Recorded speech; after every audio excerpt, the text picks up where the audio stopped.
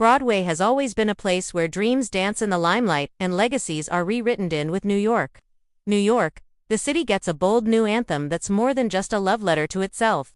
While the title may scream Sinatra, the show itself winks at another Broadway legend, the Phantom of the Opera, and trust us, this isn't your grandfather's Phantom. Directed by 5-time Tony winner Susan Stroman, with music and lyrics by the powerhouse team of John Kander and Fred Ebb, plus additional lyrics by Lin-Manuel Miranda. New York.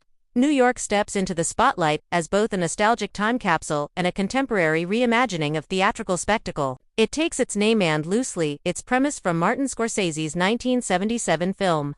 But this stage version spins it into something fresh, flamboyant, and fiercely Broadway. Phantom in the concrete jungle. So, how does Phantom come into play? Well, New York isn't a literal retelling of the classic Phantom story.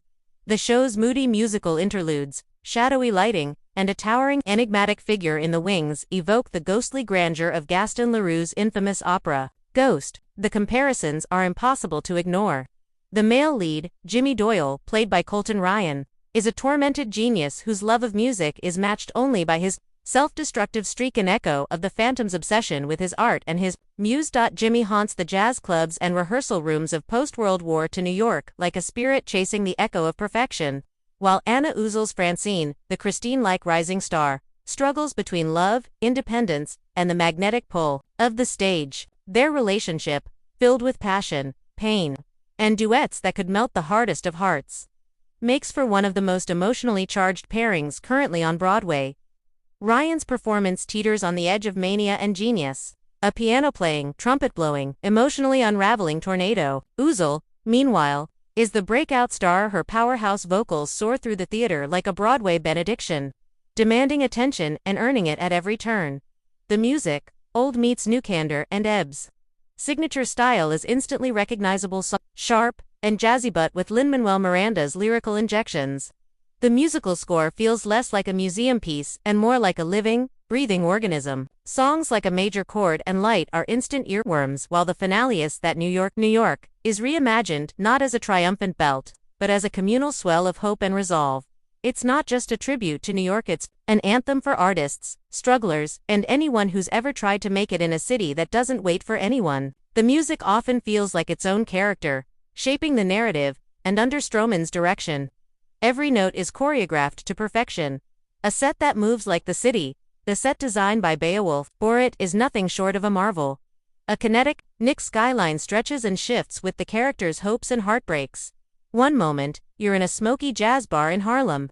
The next, a lonely rooftop in Hell's Kitchen. A subway car rolls in, blinking and humming with menace, while a water tower gleams like a beacon under moonlight. The city lives and breathes with each scene change. There are moments, particularly a sequence involving a rainstorm and a solo saxophone, that feel pure Phantom. Shadows flicker. Music haunts. You almost expect a masked figure to emerge from the mist. But instead, it's Jimmy, undone by ambition and love. Themes that hit close to home at its heart. New York is a story of resilience, of the immigrant experience, of racial and artistic identity, of what it means to make it, and what you sacrifice along the way. And yes, of romance, but never the saccharine kind. This is Broadway love, complicated, painful, and worth singing about, much like the Phantom of the Opera once challenged the boundaries of theatrical spectacle. New York pushes emotional boundaries. It dares to explore failure and reinvention in a way few shows do. A Phantom reimagined. So is Jimmy Doyle the new Phantom? Not exactly, but he is haunted by perfection, by past mistakes, by a city that chews you up and makes you sing anyway. And in that sense, New York doesn't need a chandelier to crash or a lair beneath the opera. It finds its darkness in more relatable places: rejection letters, unpaid rent, and the sound of someone else getting your big break. If the Phantom of the Opera gave Broadway its most iconic masked man, then New York gives it a new kind of ghost, one that lives inside every dreamer. Final curtain call: this isn't just a nostalgia play. New York is big, bold, and brimming with ambition, like the city itself.